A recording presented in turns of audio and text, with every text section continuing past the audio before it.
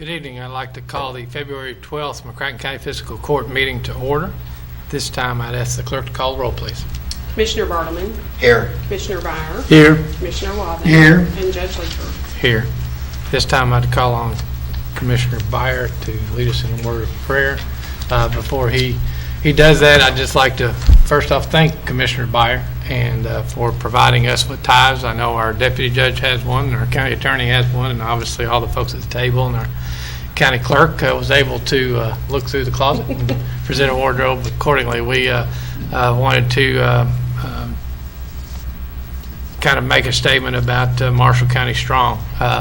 Our neighbors to the east of us suffered a tragedy just a few weeks ago, and it's impacted all of us, as all these events do, and we just want them to know that we support them.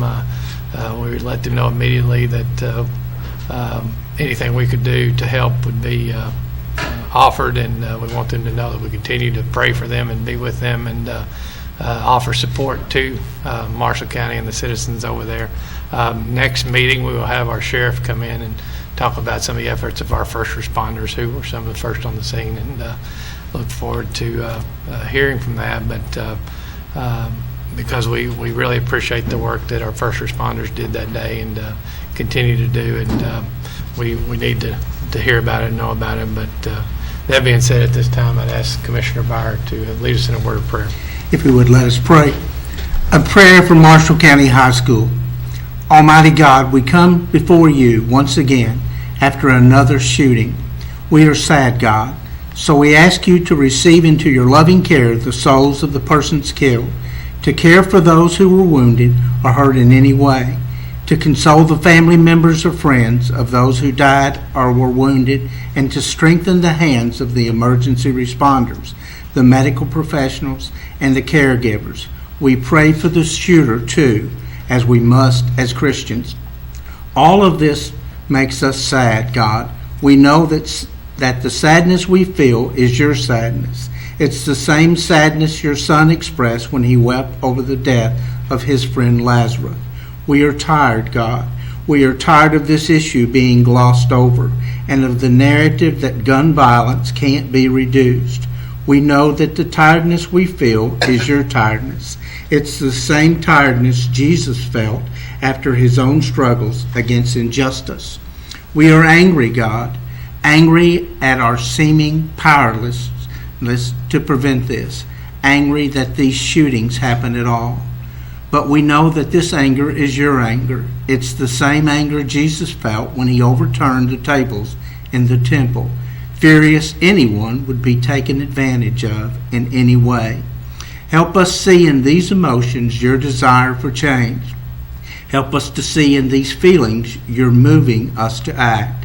Help us in these reactions you're pushing us to do something. For Jesus did not stand by while people were being hurt. He plunged into their lives. So help us to answer the question, how can we help? We are sad over the loss of life, tired of excuses for loss of life, and angry that we are paralyzed by loss of life.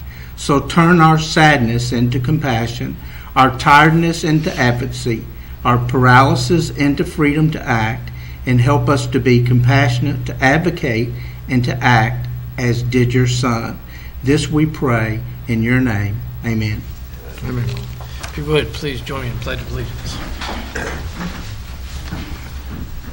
I pledge allegiance to the flag of the United States of America and to the republic for which it stands, one nation, under God, indivisible, with liberty and justice for all.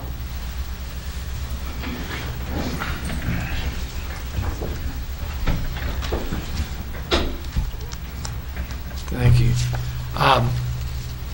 Thank you, Commissioner, for that prayer.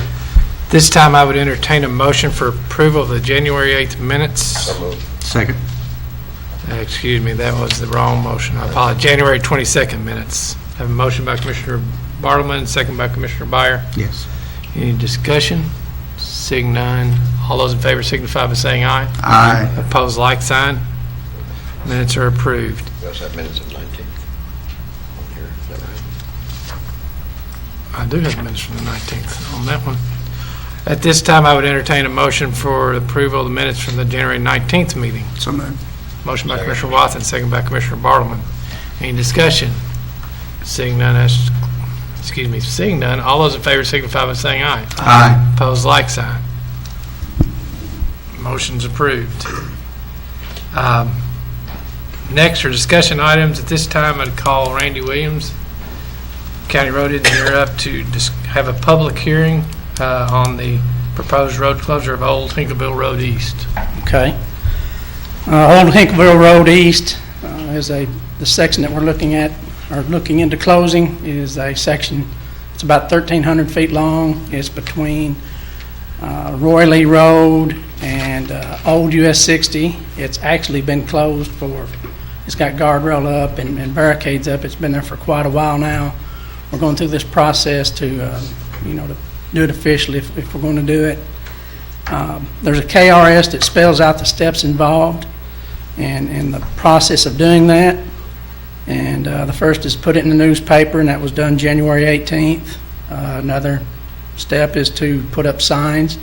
Those signs were also put up January 18th. And it also involves myself and 2 viewers going out, looking at the road and seeing if it's going to cause any kind of inconveniences, or see if we see any obvious inconveniences. And myself and Barry Miller and Adam Gilbert both went out February the 2nd, or all 3 went out February 2nd. Did that.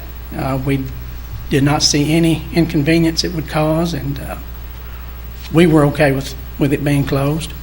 The next step is this public hearing, and it gives the public a chance to voice their opinion and let us know how they feel about it, and then we can vote or not vote on it during the next fiscal court meeting. So I do want to thank Barry Miller and Adam Gilbert for going out. They're not paid for doing this. They just did it, willingness to volunteer for community service, and I know we all really appreciate people like that. So I guess I need to ask now if... Let me see if there's any questions Okay. from any commission members, and then we'll ask if there's anyone in the audience that has any. Okay. Anyone in the audience wish to comment? For or against either one? All right.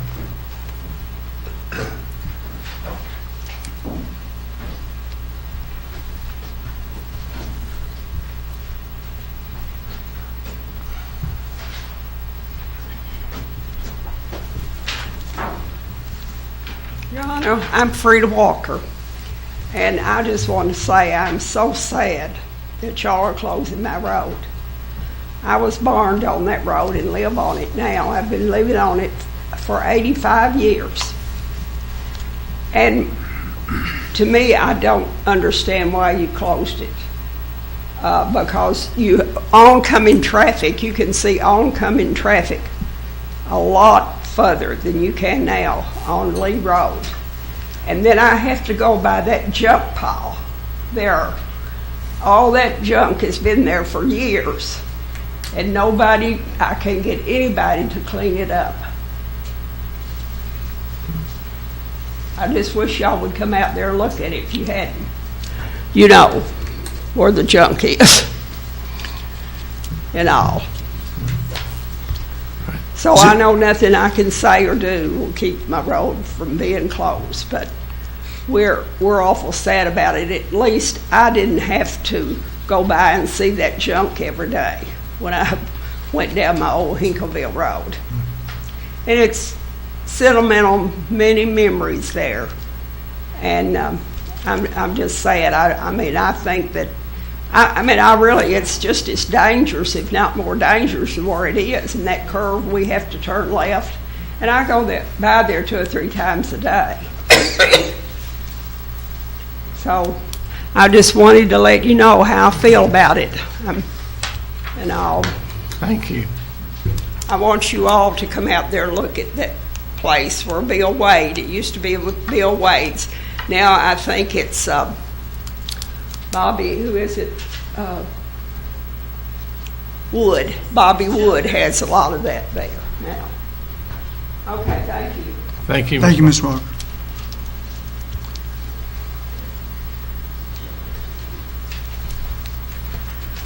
I'm Laura Nickel, and I live at 6730 Old Hinkleville Road. I'm Frida Walker's daughter.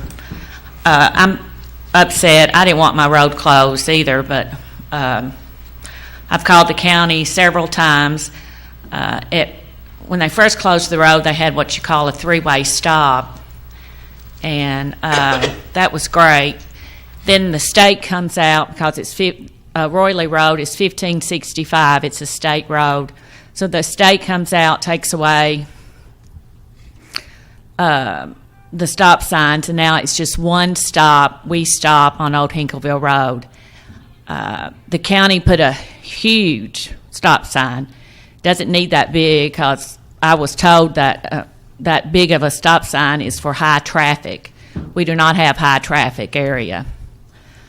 Then you have to, the sight distance, usually on a three-way stop, you have to stop where the white line is. There's a chain link fence to the left. It was really grown. It was really debris, trash. So I did call the state about that. After several calls, emails, they finally did come out, and they did clean the debris up, and you can see the sight distance, because I have two young girls that drive, and I'm afraid they're going to have a wreck, because it's very difficult to see. So you have to pull past the little white line to see if it's clear enough to turn to your left. And then also the state's put another high traffic stop sign, and it's really not necessary.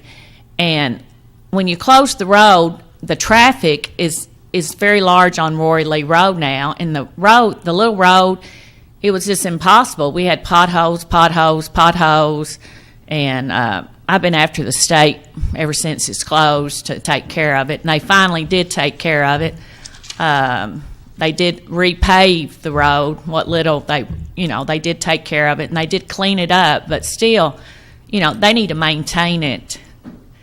And I'm afraid, for you to maintain it too, because we did have water was coming over the road on Old Hinkleville Road, the ditches. I've called the county about the ditches, and they did come out and correct that. But still, I wish you'd bring it back for safety reasons. I wish you'd bring it back to, and you'd have to talk to the state about that, back to a three-way stop, if you don't.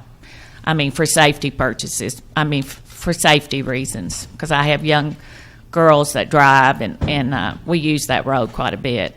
And it was closed because of the new high school, and only residents and people that live back in there uses that road. So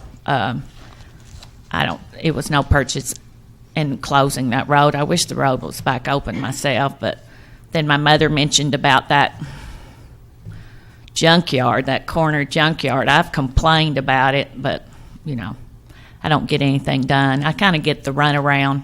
So I appreciate it if y'all look into that. Thank you. Thank you. Thank you. Anyone else? Anyone else? Any other questions for Randy at this time? Seeing none?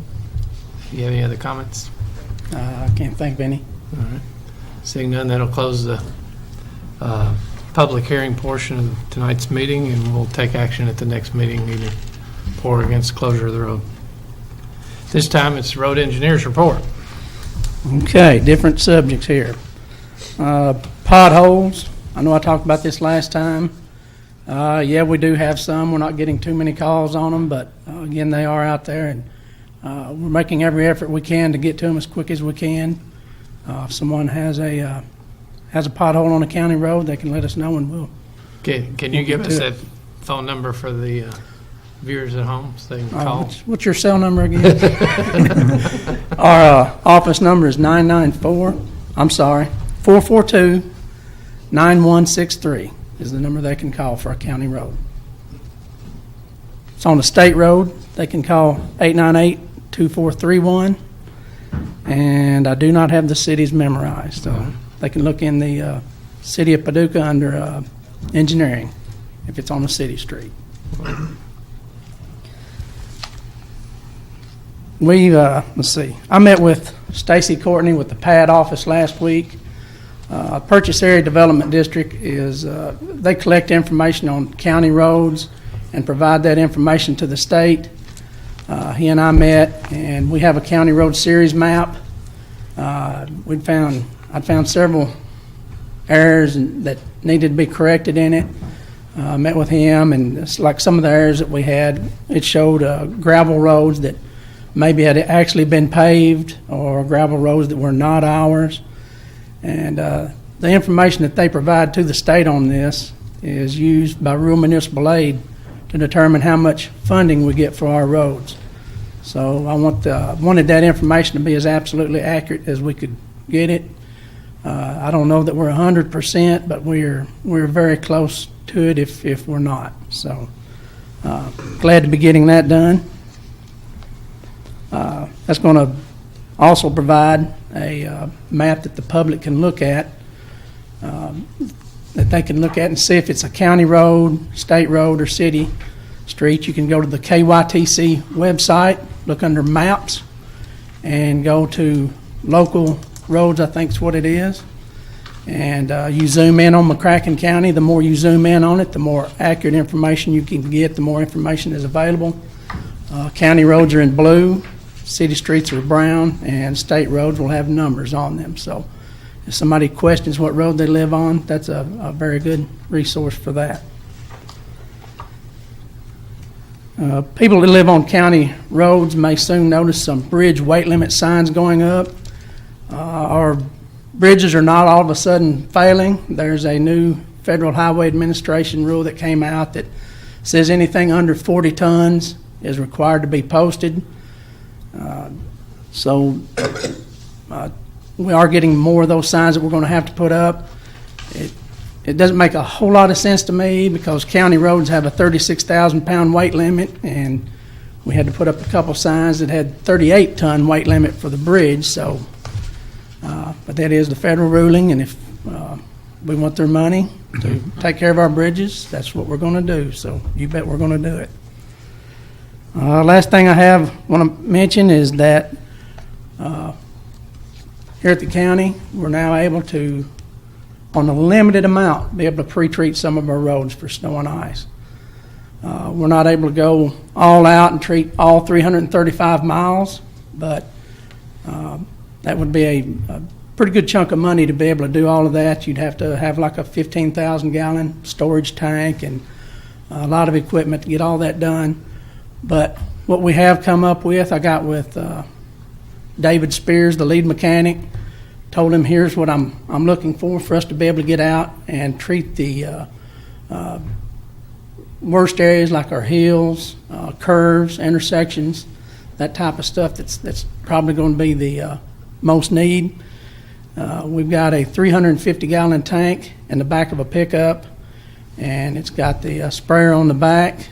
And that 350 gallons, I guess I could sit here and bore you with all the numbers. 350 gallons will treat about 8 miles, and you're looking at 44 gallons per mile is what you want to put out of a 23.3% salt solution. And I love numbers. And really, we're going to be able to treat up to about 20% of our roads. Be about the most we could get, but again, we're going to be able to get the most dangerous areas, and we have one truck fixed up, and we're going to try to fix up a few more trucks. And whenever we have something that's just predicted as a snow event, we're going to get out and give it a try and see how it works. Of course, if it rains, we're not going to. And calling for 68 degrees Thursday and a chance of snow Friday, so I don't know if we will get a chance this season, but if we do, we're going to give it a try. Anybody have any questions? Do you have a priority road list? Are you doing intersections and bridges, or what's your? We've not finalized that yet, but we're wanting to do the highest volume roads, and again, any roads that have real steep hills on them and real sharp curves. Where people are most apt to run off is what our plan is at this time. Okay. Thank you. All right.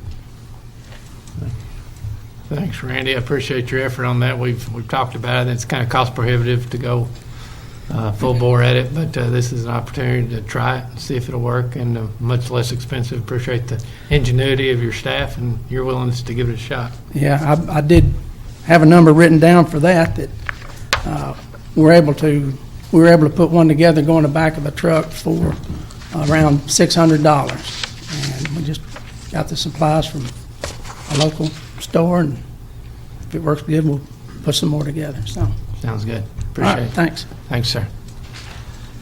This time we have our county attorney, Mr. Clymer, is going to come forth and give us a little bit of discussion on some issues dealing with our alcohol ordinance. I had approached the county attorney earlier about an issue that was brought to me, and in researching that issue, actually dealing with the Rolling Hills Country Club, he got into the statutes and realized we weren't exactly up to date on all of our as far as our ordinance goes with the statute changes that occurred, and found some other areas where he wanted to kind of explain to us differences with the city, differences with the statutes and things. So what I've asked him to do is just come and present these issues. This is not in an ordinance form. This is not a first reading of an ordinance. It's simply a discussion of issues that he was found as he was looking into one simple little issue, and it kind of grew. So that being said, Mr. Clymer, if you would share with us what you've learned. Sure, don't mind at all. Yeah, we started out looking at the propriety of the enactment that allowed Rolling Hills Country Club, or intended to allow Rolling Hills Country Club to sell alcohol as a PGA-related golf course, meeting up with PGA standards, one of the compliance requirements in the statutes.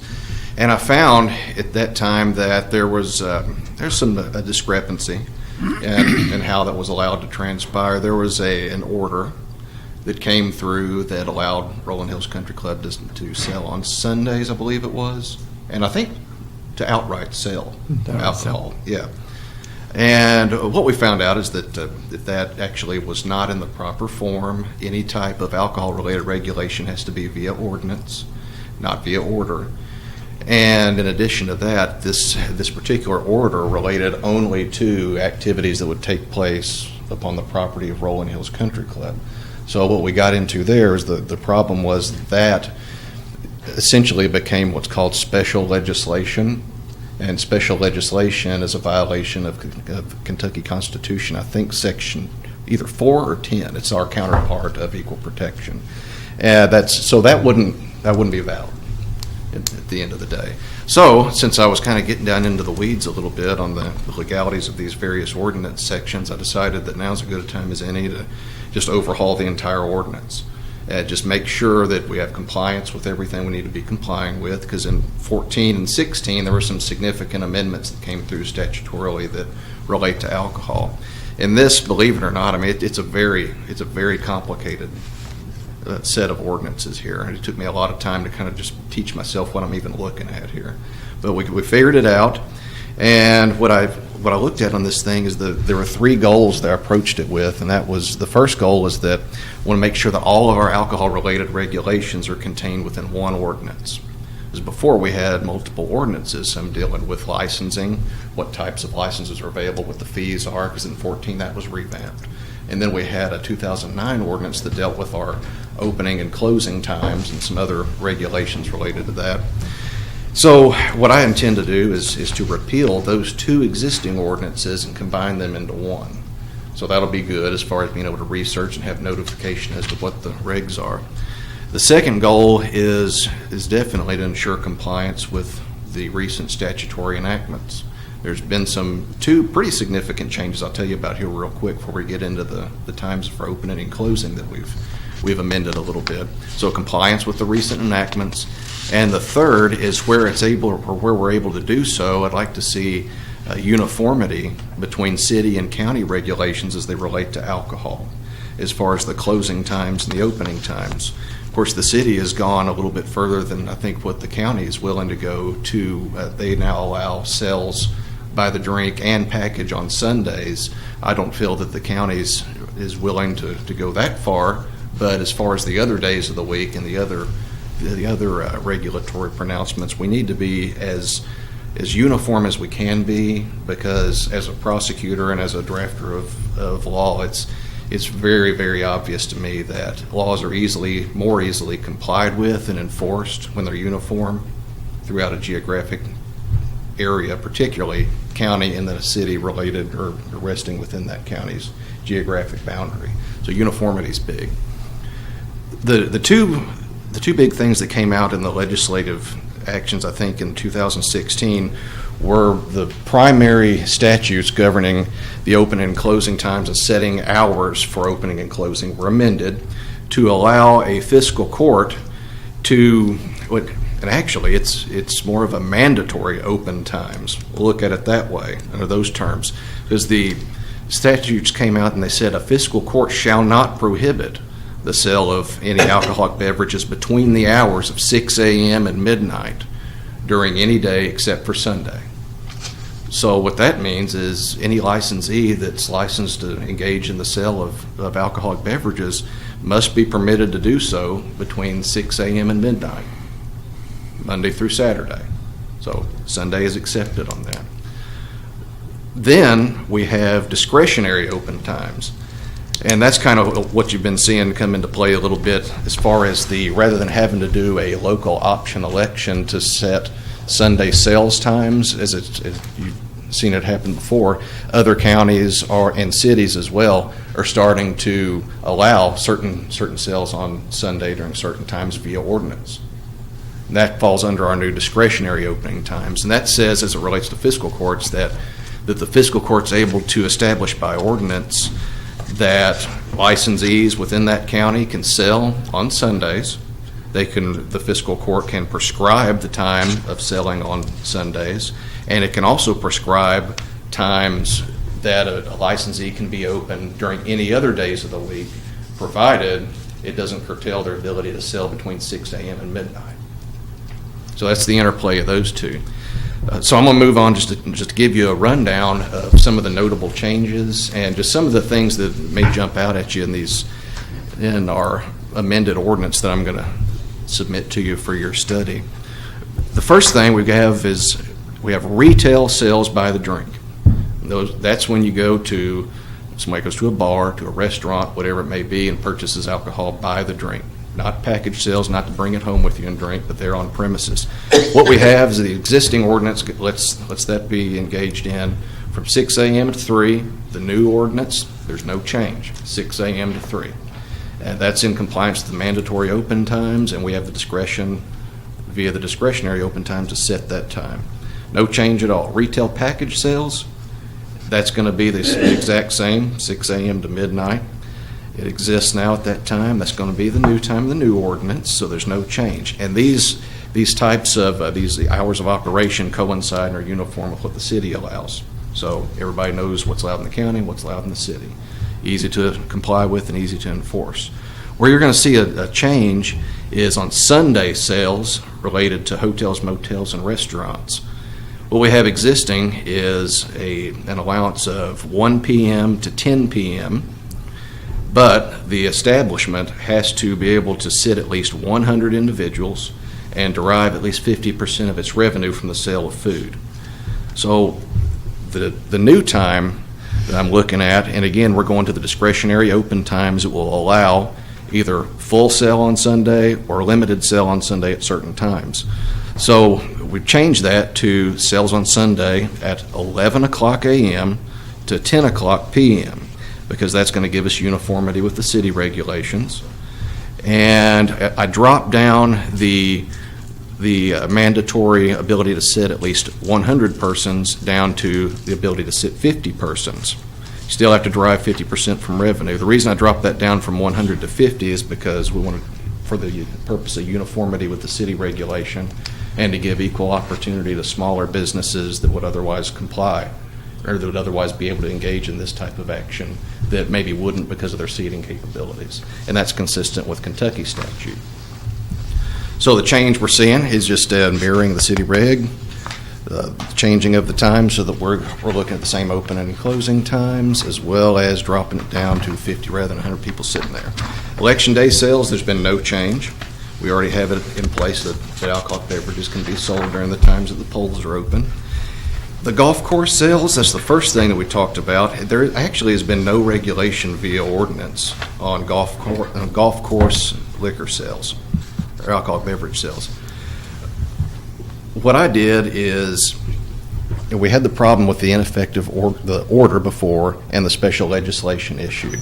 So what I'm suggesting is in this ordinance, we allow golf course sales so long as the golf course complies with the conditions prerequisite as it's spelled out in the statute, and if so, and this is going to apply to all golf courses then, so we're not looking at just a specific golf course benefiting from this. The new time is going to be from 6 a.m. to midnight, Monday through Saturday, due to that mandatory open times, talked about first. And then with regard to Sunday sales, allow the Sunday sales and put them at the same time as the Monday through Saturday sales, 6 a.m. to midnight. And that's just to keep things, again, uniform, not change things up on Sunday. I think that the golf course regulation that we were looking at first intended to allow Rolling Hills only to sell Monday through Saturday and then on Sunday from a certain time. But we're not going to do that, or we're actually going to go by the mandatory opening time on that and use our discretionary open time to allow for the Sunday sales. So we don't have to you're not required to do a local option election on that as you used to. Small farm wineries, Sunday sales. The new time for that is going to be 1 p.m. to midnight. There was no previous regulation via ordinance on the small farm winery sales, and that's because it was required to do a local option election to allow that to happen and to establish the times. And that happened with regard to Purple Toad, and I think Purple Toad is our only small farm winery. So at this point, we're just going to set a broad small farm winery sales and Sunday sales ability, so if we ever get any more, they're going to be subject to the same regulations and not have to go through the local option election. New Year's Eve sales, that's going to be changed.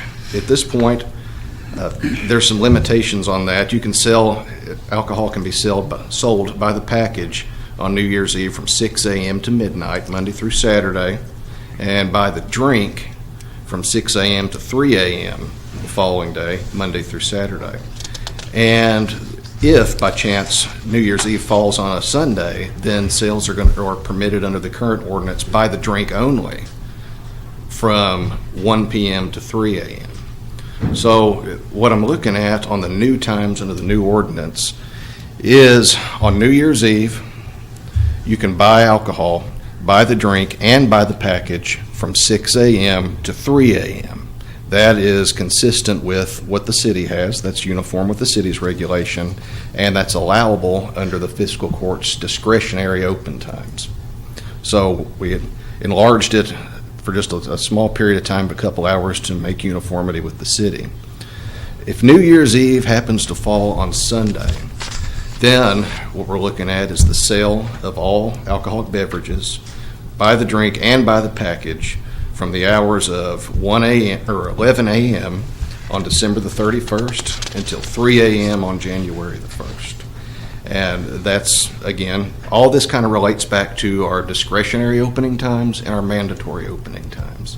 This is allowable because the fiscal court is able to set sales on Sunday, either just straight up sales on Sunday or for limited purposes for a limited amount of time. And that's what we elected to do, or that's what I elected to do on my submission here.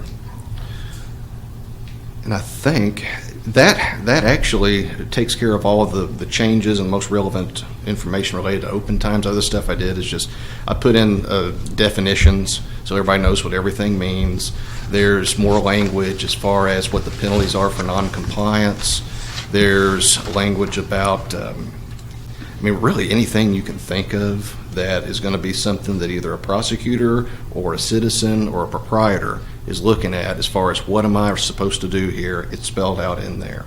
There's a lot of things that are incorporated by reference because it's just superfluous and it's just we don't have the space to write out all the volumes that are in the KRS. So some of this stuff is going to be incorporated by reference. But truly the meat and potatoes of compliance, notice, and enforcement is going to be spelled out in the ordinance. I think it ended up being about 10 or 11 pages, something like that. So that's all I have as far as presenting to you, but I'll be glad to answer whatever questions you may have. I have a Commissioner question. Barlow. When they had the special election, for example, on the Purple Toad, did it set the hours in the question? I don't know if it set the hours. I would think that it probably, I don't know how you would set the hours if it didn't. I wasn't actually involved in that, and I haven't reviewed it. But I know it answered the question of can you sell on Sunday. It definitely did, but then they had to get their hours from somewhere. So I would have to guess. I don't know if Julie, you happen to know? I don't remember it setting the hours, actually, Okay. but I mean, I could find out. Yeah. I think we need to check that, because I don't know if that would be a conflict or not, if they approved like 1 to 6 and you wanted to change it, if you could change it now. That's the only question. I think it's good that we have these uniform with the city and fix the things that didn't comply with the law. Yeah. Appreciate I the know a work lot of you've done folks there. don't like to mirror the city and stuff like that. What we're looking at here is actually notifying individuals what they can and can't do, so it's easier to enforce against them when they don't. You know, you've got to be fair, equal treatment of establishments in and outside. Yeah. Does it have a definition of a small farm winery? Is there like a capacity range that it falls under, if it's too big or if it's too small, or does it Yeah, get? it's actually, it's defined. I don't know that I have that in the ordinance. I'd have to look, and I, for some reason, forgot the ordinance in my office that I'm speaking about. But I don't think that is specifically in the ordinance, but it's defined by statute, and there's parameters set forth, and that would be something, I actually incorporate by reference all of KRS 244, 243, and the other one, I think 221, that addresses all that stuff. And so anytime you have something like that, a pronouncement that's absorbed or incorporated by reference, then that serves to be constructive notification to anybody and everybody that wants to know. But by setting it out in the ordinance itself, we just try to be a little bit more clear on it. Okay. Yeah. It's going to be the exact same thing. Anyone else?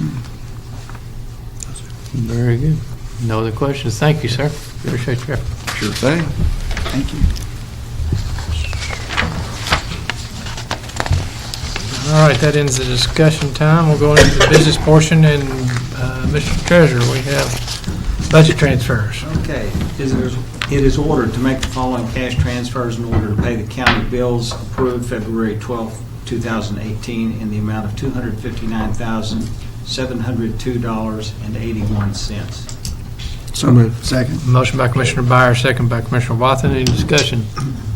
Seeing none, ask clerk call the roll, please. Commissioner Bartleman, Aye. Commissioner Byer, Aye. Commissioner Wathen. Aye. And Judge Leeper. Aye. Accounts payable. Mr. It Treasurer. is ordered to approve the vouchers claims register from January 22nd, 2018 to February 12th, 2018 to show county bills in the amount of $597,823.08 were paid. So moved. Motion by Commissioner Second. Bartleman, second by Commissioner Wathen. Any discussion? Seeing none, ask clerk call the roll, please. Commissioner Byer, Aye. Commissioner Wathen. Aye. Commissioner Bartleman. Aye. And Judge Leeper. Aye. Next, the court orders, Madam Clerk. It is ordered to pay the McCracken County Humane Society $18,125 for the month of February 2018. So moved. Second. Motion by Commissioner Byer, second by Commissioner Wathen. Any discussion? Seeing none, ask clerk call the roll, please. Commissioner Wathen. Aye. Commissioner Bartleman. Aye. Commissioner Byer. Aye. And Judge Leeper. Aye. It is ordered to pay fiscal court clerk $50 for the month of February 2018. So moved. Motion by Second. Commissioner Wathen, second by Commissioner Bartleman. Any further discussion? Seeing none, ask clerk call the roll, please. Commissioner Bartleman. Aye. Commissioner Byer. Aye. Commissioner Wathen. Aye. And Judge Leeper. Aye. It is ordered to approve the monthly distribution to the McCracken County Conservation District for February 2018 in the amount of $2,446.92. So moved. Motion by Commissioner Bartleman, second by Commissioner Byer. Any further discussion? Seeing none, ask clerk call the roll, please. Commissioner Byer. Aye. Commissioner Wathen. Aye. Commissioner Bartleman. Aye. And Judge Leeper. Aye. It is ordered to approve the McCracken County Clerk's financial statement for December 2017 in the amount of $148,446.53. So moved. Second. Motion by Commissioner Byer, second by Commissioner Wathen. Any discussion? Seeing none, ask clerk call the roll, please. Commissioner Wathen. Aye. Commissioner Bartleman. Aye. Commissioner Byer. Aye. And Judge Leeper. Aye. It is ordered to approve the McCracken County Clerk's monthly report of ad valorem tax collection and distribution report for the month of January 2018 in the amount of $554,450.55. So moved. Motion by Commissioner Wathen, second by Commissioner Byer. Any further discussion? Seeing none, ask clerk to call the roll, please. Commissioner Bartleman. Aye. Commissioner Byer. Aye. Commissioner Wathen. Aye. And Judge Leeper. Aye. It is ordered to approve the McCracken County Clerk's monthly report of alcohol license for the month of January 2018. So moved. Second. Motion by Commissioner Wathen, second by Commissioner Byer. Any further discussion? Seeing none, ask clerk to call the roll, please. Commissioner Byer. Aye. Commissioner Wathen. Aye. Commissioner Bartleman. Aye. And Judge Leeper. Aye. It is ordered to approve the McCracken County Clerk's monthly deed transfer tax report for the month of January 2018 in the amount of $16,566.57. So moved. Second. Motion by Commissioner Byer, second by Commissioner Bartleman. Any further discussion? Seeing none, ask clerk to call the roll, please. Commissioner Wathen. Aye. Commissioner Bartleman. Aye. Commissioner Byer. Aye. And Judge Leeper. Aye. It is ordered to approve the McCracken County Clerk's cumulative quarterly report and annual settlement for calendar year 2017. So moved. Motion by Commissioner Wathen, second Second. by Commissioner Byer. Any further discussion? Seeing none, ask clerk to call the roll, please. Commissioner Bartleman. Aye. Commissioner Byer. Aye. Commissioner Wathen. Aye. And Judge Leeper. Aye. Madam Clerk, before you read this next one, I would like to ask if there's no objection that we allow the clerk to read the sentence prior to the chart and not read the entire chart. I'm not 100% sure how she would read it and make it make sense. I have copies for the press if they would like to see it. If there's no objection, we'll proceed with that matter. Thank you, Madam Clerk. It is ordered to approve the following amendments to the McCracken County Clerk's Office 2017 budget due to increased revenue. So moved. Motion by Commissioner Byer, second by Commissioner Wathen. Any discussion? Seeing that, ask clerk to call the roll, please. Commissioner Byer. Aye. Commissioner Wathen. Aye. Commissioner Bartleman. Aye. And Judge Leeper. Aye. It is ordered to approve the McCracken County Clerk's summary report of delinquent tax collections and distributions for the month of January 2018 in the amount of $6,317.30. So moved. Motion by Commissioner Byer, second Second. by Commissioner Wathen. Any further discussion? Ask the clerk to call the roll, please. Commissioner Wathen. Aye. Commissioner Bartleman. Aye. Commissioner Byer. Aye. And Judge Leeper. Aye. It is ordered to accept the retirement of McCracken County Road Deputy Richard DeArmond effective January 31st, 2018. He is to be paid for 40 vacation days and have 41 sick days credited to the Kentucky retirement systems. So moved. Second. Motion by Commissioner Bartleman, second by Commissioner Wathen. Any discussion? Seeing none, ask the clerk to call the roll, please. Commissioner Bartleman. Aye. Commissioner Byer. Aye. Commissioner Wathen. Aye. And Judge Leeper. Aye. It is ordered that an annual standing order for the pre-approval of recurring expenses be amended to include vehicle fuel purchases for the remainder of fiscal year 2017-2018. So moved. Motion by Commissioner Byer, second by Commissioner Wathen. Just a point of clarification, we only have a limited number, and Mr. Treasurer, you can correct me if I get this wrong. We have a limited number of utility bills, and this has become a problem with the fuel bill, which don't come in a timely manner where we would not be late in payment. And so this is an action in order that's taken to allow us to go ahead and pay those certain bills in a timely manner, and then take this action tonight allows us to do that. Is that correct? Close enough? That being said, ask the clerk to call roll, please. Commissioner Byer. Aye. Commissioner Wathen. Aye. Commissioner Bartleman. Aye. And Judge Leeper. Aye. It is ordered that $37,000 be paid to Barkley Regional Airport Authority, same being proceeds from motor vehicle rental tax for quarter ending December 31st, 2017. So moved. Motion by Commissioner Byer, second. Second. By Commissioner Wathen. Any discussion? Ask the clerk to call roll, please. Commissioner Wathen. Aye. Commissioner Bartleman. Aye. Commissioner Byer. Aye. And Judge Leeper. Aye. It is ordered to pay Heath Youth Athletic Association $5,975.53 for reimbursement of insured storm damage. So moved.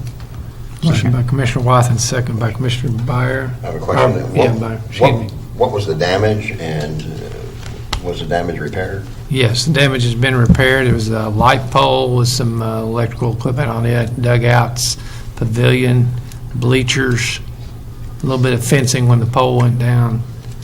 I think that covers it. So did the Heath Youth Association pay for that repair?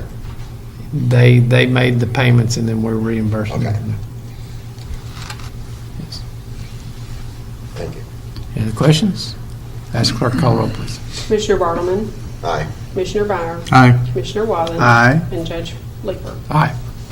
It is ordered that Helena Freeman be hired as a deputy clerk in the McCracken County Clerk's Office at an annual salary of $25,000 less statutory deductions effective February 1st, 2018. So moved. Second. Motion by Commissioner Byer, second by Commissioner Wathen. Any discussion? Seeing none, ask clerk call roll, please. Commissioner Byer, Aye. Commissioner Walden, Aye. Commissioner Bartleman, Aye. and Judge Leeper. Aye. It is ordered that David Shepard be hired as a full-time McCracken County Sheriff's Bailiff at an annual salary of $30,000 less statutory deductions effective February 13th, 2018. This includes the annual $4,000 incentive pay for POP certified officers. It is further ordered that David Shepard be paid a training stipend of $1,500. So moved. Motion by Commissioner Byer, second by Commissioner Wathen. Any discussion? Seeing none, ask clerk call roll, please. Commissioner Wathen, Aye. Commissioner Bartleman, Aye. Commissioner Byer, Aye. and Judge Leeper. Aye. It is ordered to accept the McCracken County Treasurer's financial statement for January 2018. So moved. Motion by Commissioner Byer, second by Commissioner Wathen. Any discussion? Seeing none, ask clerk call roll, please. Commissioner Bartleman, Aye. Commissioner Byer, Aye. Commissioner Walden, Aye. and Judge Leeper. Aye.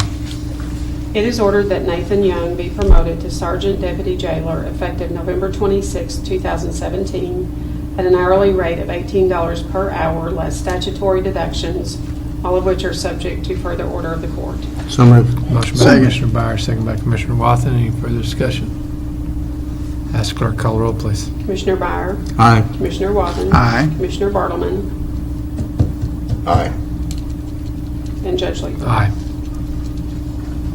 It is ordered that Dominic White be promoted to Corporal Deputy Jailer effective October 27, 2017, at an hourly rate of $15.13 per hour, plus statutory deductions, all of which are subject to further order of the court.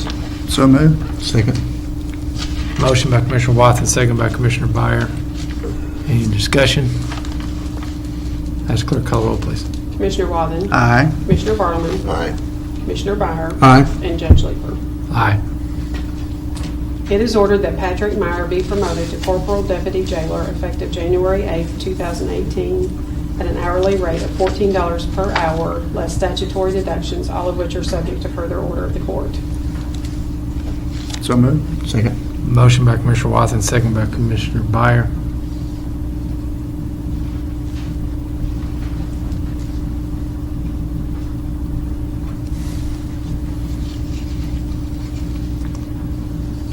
Any discussion? Ask clerk call roll, please. Commissioner Bartleman, Aye. Commissioner Byer, Aye. Commissioner Wathen, Aye. and Judge Leeper. Aye. It is ordered that Melissa Hale be moved from full-time deputy jailer to part-time deputy jailer effective February 16, 2018, at an hourly rate of $14 per hour less statutory deductions, all of which are subject to further order of the court. So moved. Motion by Commissioner Second. Byer, second by Commissioner Wathen. Any further discussion? Ask clerk call roll, please. Commissioner Byer, Aye. Commissioner Wathen, Aye. Commissioner Bartleman, Aye. and Judge Leeper. Aye. It is ordered to accept the resignation of Sean Hamlet, full-time deputy jailer, effective February 7, 2018. I gotta- Go ahead. He is to be paid for 2 vacation days and have 1 sick day credited to the Kentucky retirement systems. So moved. Motion by Commissioner Second. Byer, second by Commissioner Wathen. Any discussion? Seeing none, ask clerk call roll, please. Commissioner Wathen, Aye. Commissioner Bartleman, Aye. Commissioner Byer, Aye. and Judge Leeper. Aye. It is ordered to accept the resignation of Dominic White, full-time deputy jailer, effective February 2, 2018. He is to be paid for 2 vacation days. So moved. Motion by Commissioner Byer, Second. second by Commissioner Wathen. Any further discussion? Seeing none. Excuse me just a second.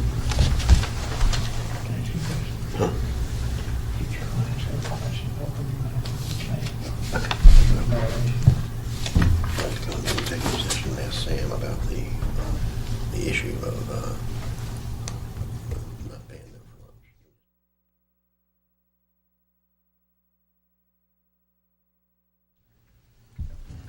Whatever you want to do. Yeah, I'm just trying to figure out, do it correctly.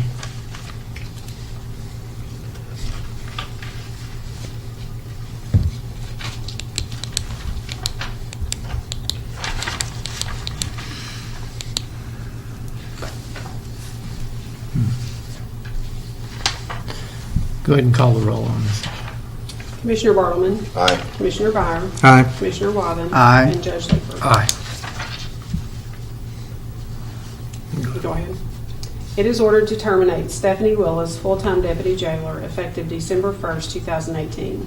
She is to be paid for 1 vacation day and have 3 sick days credited to the Kentucky retirement systems. So moved.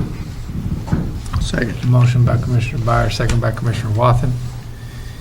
Any discussion? I don't believe you can answer that question. Can you answer that question?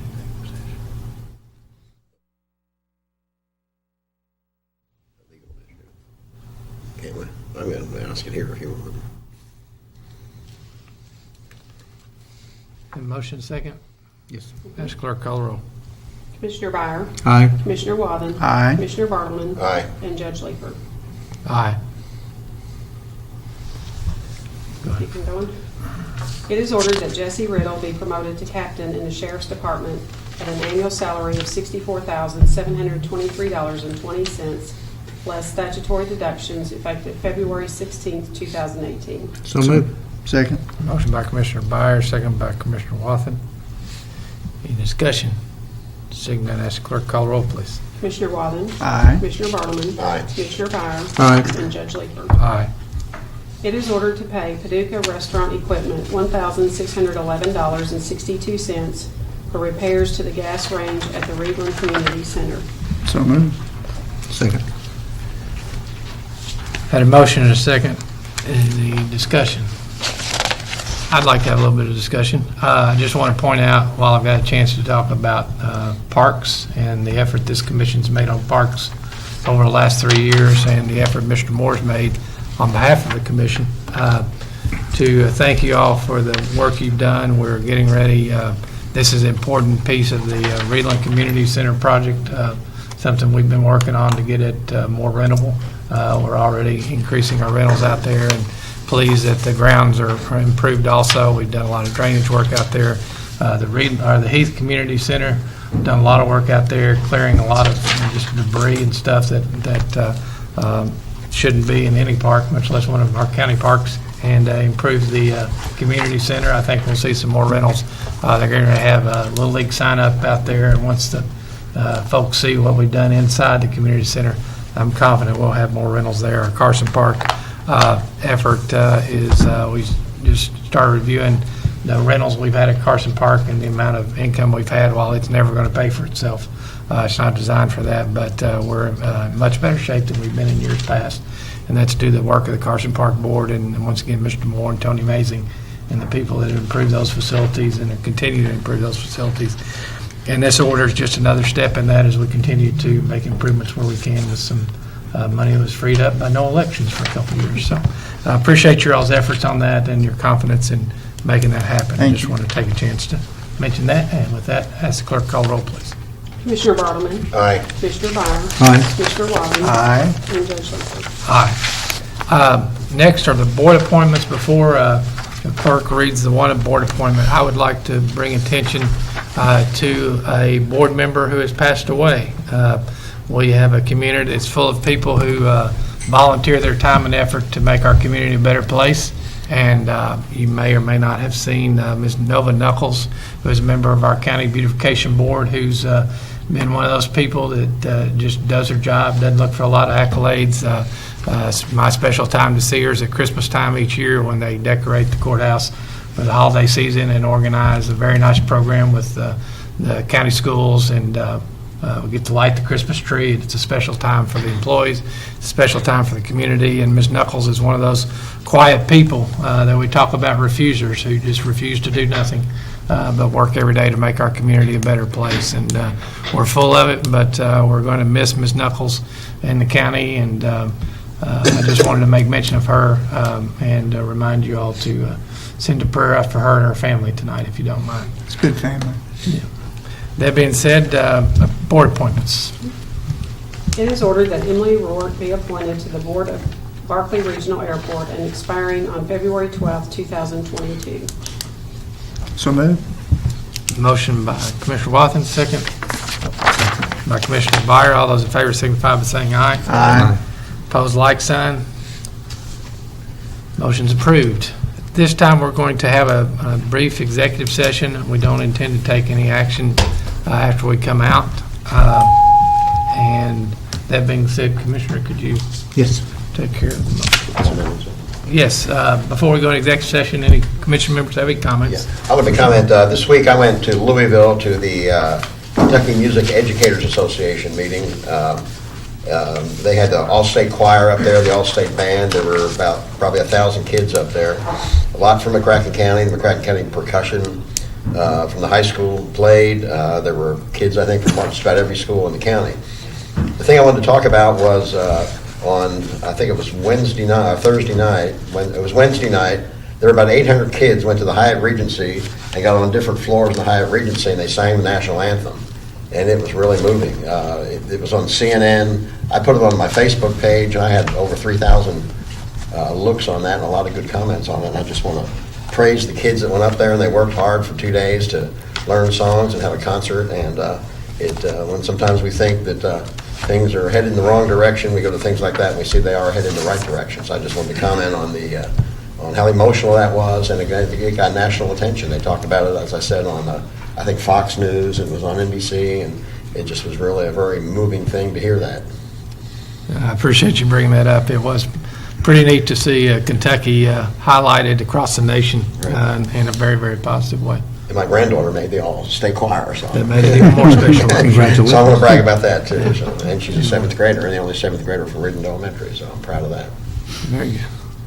Anyone else? Comments? And Commissioner Wathen? yes, we ended up, Commissioner Byer and myself ended up having to go into the Chamber Day in Frankfurt. Chamber always puts on a good event for us to keep our voices there with the cabinet members and everything. They set up meetings for us to attend these meetings and to keep our voices heard out there. I think these meetings are very important because it continues to keep a face with a name, and it's a good event to attend. So yeah, they did a really good job. I appreciate you and Commissioner Byer being there and representing the county. If there are no other discussion or comments, I would entertain a motion for a closed session. I hereby move the board go into closed session for the discussion of matters pertaining to the following topics: proposed or pending litigation as permitted by KRS 61-810-1C, a specific proposal by a business entity where public discussion of the subject matter would jeopardize the location, retention, expansion, or upgrading of a business entity as permitted by KRS 61-810-1G, and topics required by a state or federal law to be conducted in secret as permitted by KRS 61-810-1K. Second.